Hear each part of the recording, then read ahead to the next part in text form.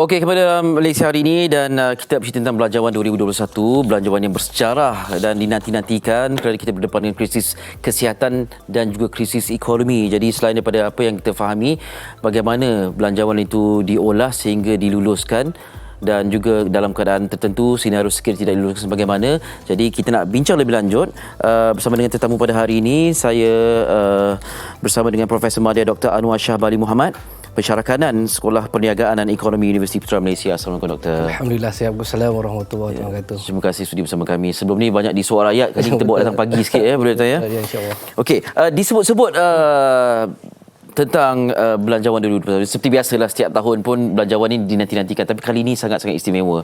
Sebagai mukadimah lah pandangan Doktor tentang belanjawan 2021 kali ini. Okey, pada pandangan saya dalam konteks belanjawan 2021 ni, inilah masa ni yang agak kritikal untuk bukan saja untuk Malaysia, bahkan seluruh dunia berhadapan dengan krisis. Di Malaysia kita hadapan lebih lagi sebab kita berhadapan dengan 3 krisis serentak, iaitu krisis politik, krisis ekonomi dan krisis kesihatan. Tentu sekali pada bajet kali yang ataupun belanjawan pada yang tahun depan ini memerlukan bahawa kerajaan memberikan fokus yang lebih kepada membantu rakyat itu sendiri.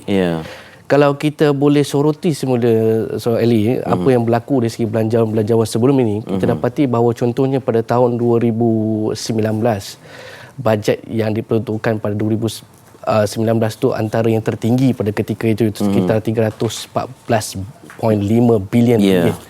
Dan apa yang berlaku pada tahun lepas Ali, iaitu bajet untuk 2020 adalah 297 bilion. Dan saya menjangkakan kurang lebih 7 atau 8 jam lagi kerajaan bakal mengumumkan satu bajet yang lebih tinggi daripada 2 bajet ni. Dan saya menjangkakan bajet dia ada sekitar 320 ke 330 bilion ringgit. Disebabkan oleh tentu sekali pada ketika ini krisis yang berlaku memerlukan perbelanjaan yang lebih daripada kerajaan. Cuma isunya Ali, pendapatan berkurangan. Ya, betul. Dan bagaimana kita nak belanja lebih dalam keadaan pendapatan berkurang. Itu yang saya akan cerita sebentar lagi. Ya, dalam kata lain, kita buka dompet kita, duit ada banyak ni je. Ya, betul. Tapi macam mana kita nak agihkan dan nak belanja banyak dan agihkan kepada pihak-pihak yang sepatutnya. Okey, baik. Bila kita bercakap tentang bajet ataupun belanjawan COVID-19 ni lah kan, dianggap begitu seolah-olah semua permohonan daripada semua sektor ni akan terkait dengan situasi pandemik COVID-19. Jadi kali ini pada pandangan doktor, bagaimana percaturan peruntukan siapa yang akan dapat lebih dan sebagainya. Kita sering dengar Kementerian Kesihatan patut dapat lebih dan sebagainya kerana ada frontliners mereka dan tapi yang terkesan secara langsung tak langsung juga banyak ya. Apa pandangan dalam situasi kalau konteks perbelanjaan negara ni dia ada 2 Eli. Pertama itu pembelanjaan mengurus, kedua adalah pembelanjaan pembangunan.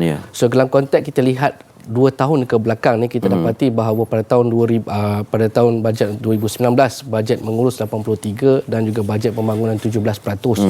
Pada tahun 2020 pula bajet mengurus 81% dan juga bajet pembangunan adalah 19%. Harus diingat satu perkara penting yang perlu diingat adalah bajet atau pembelanjaan mengurus tu tidak boleh menggunakan wang pinjaman. So mesti menggunakan wang hasil. Manakala perbelanjaan pembangunan boleh menggunakan pinjaman. Kalau konteks itu kita ambil kira, pada tahun ini kemungkinan saya jangkakan bajet pengurusan itu sekitar 75 ke 80%, manakala bajet pembangunan ataupun perbelanjaan pembangunan itu adalah sekitar 20 ke 25%. So kalau kita balik semula soalan tadi, bermakna di manakah kepentingan yang perlu diberikan perhatian khususnya dalam mengagihkan bajet atau perbelanjaan pengurusan.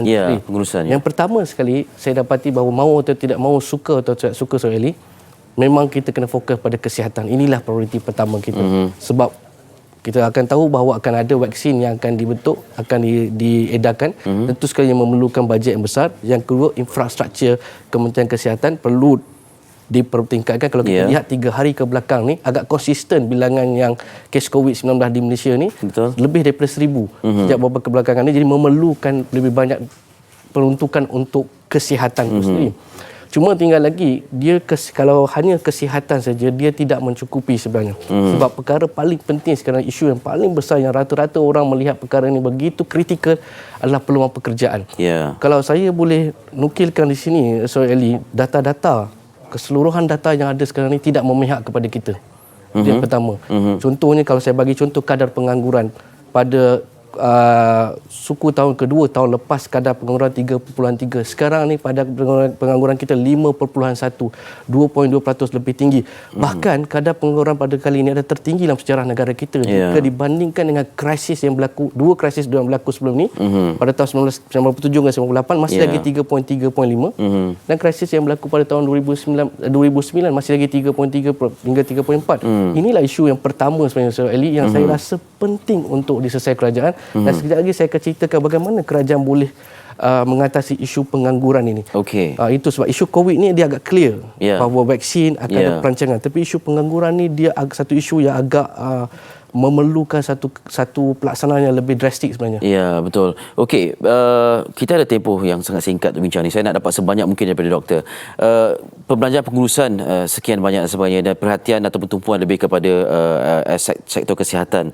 Tapi pada masa sama kita tidak mahu mengetepikan sektor lain sebab peluang pekerjaan ini penting juga untuk menggerakkan ekonomi sebagainya. Jadi seolah-olah macam kita lihat pengurus atau perbelanjaan untuk pembangunan ini adakah akan dikecilkan, tapi kita banyak lagi ongoing projek mega ni yang memerlukan peruntukan sebab masing-masing ni pengurusan dan pembangunan terkait ni peruntukan banyak tapi ni tak gerak, tak boleh jalan juga, ekonomi tak boleh gerak. Jadi bagaimana? Macam ni Syarili, kalau kita lihat apa yang disebut oleh Menteri Kewangan tu sendiri bahawa kemungkinan peratusan macam saya sebut tadi perpatusan peruntukan untuk perbelanjaan pembangunan itu mungkin meningkat peratusan itu. Sebab apa? Sebab sekiranya peruntukan pembangunan meningkat, dia akan mencipta peluang pekerjaan.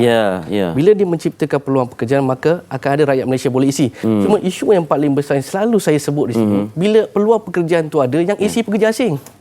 Inilah isu yang berlaku. Bila kerajaan membuka banyak peluang pekerjaan, maka pada ketika itu kita dapati apa yang berlaku sebelum ini, di mana peluang-peluang pekerjaan ini sebahagiannya diisi oleh pekerja asing. Kalau kita lihat laporan beberapa hari lalu, ada pekerja-pekerja Bangladesh sedang bertunggu untuk datang ke Malaysia, berpusu-pusu untuk datang menunggu kelulusan. Jadi kita membenarkan mereka masuk dengan bilangan yang ramai, bagaimana pekerja kita akan diisi. Betul. Tapi doktor tahu juga itu cost effective measures kan. Mengambil mereka jauh lebih murah berbanding mengambil pekerja tempatan. Tapi itu juga menimbulkan isu lain, rakyat Malaysia sendiri tidak ada pekerjaan. Jadi bagaimana nak mengimbangi situasi ini? Sebenarnya kita mahu atau tidak mahu Soeli, sekarang ni kerajaan beri perhatian tumpu kepada pekerja tempatan sahaja. Ataupun khususnya dalam pekerjaan yang bukan 3D. Difficult, dirty dan juga dangerous. Kalau tidak ambil kira 3 ni, kebanyakan sebahagian besar peluang pekerjaan tu lebih kurang 30-40% peluang pekerjaan boleh diisi oleh rakyat Malaysia. Kalau saya tunjuk data di sini, kita ada 741,600 orang yang menganggur.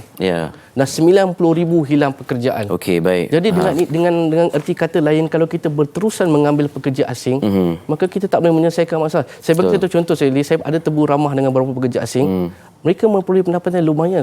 Betul. Contohnya saya pernah temu ramah seorang pekerja di sebab itu Saudara Eli, mengapa pekerja asing tidak mahu keluar daripada pasar-pasar borong ni. Itulah lubuk emas. Betul. Bila kita tanya mereka berapa pendapatan mereka, mereka beritahu sehari 100.5. Bila kita buat sekiraan 100.5 dah 23,000. Lepas tu dalam masa sama mereka beritahu di belah pagi itu mereka mengasingkan ikan-ikan yang kurang elok dan menjual lagi. Dalam keadaan yang kita erti kata kita dapat 5 ke 6,000. Betul. Cuma isu yang paling besar Israeli, mana pergi 5-6,000 yang pekerja asing dapat? Contohnya kalau pekerja tempatan rakyat Malaysia dapat 5,000. Dia belanja dalam negara. 90% pekerja asing menghantar duit ke keluar. Itulah dia. Itu hikmahnya yang membuatkan kita lebih perlu cakna dengan situasi ini. Kadang-kadang sebelum kita nak menolak pekerja-pekerja yang kotor dan sebagainya, kita kena lihat balik sebab peluang pekerjaan itu ada sebenarnya. Baik. Itu menuntut satu perbincangan yang berasingan dan pastinya akan berterusan.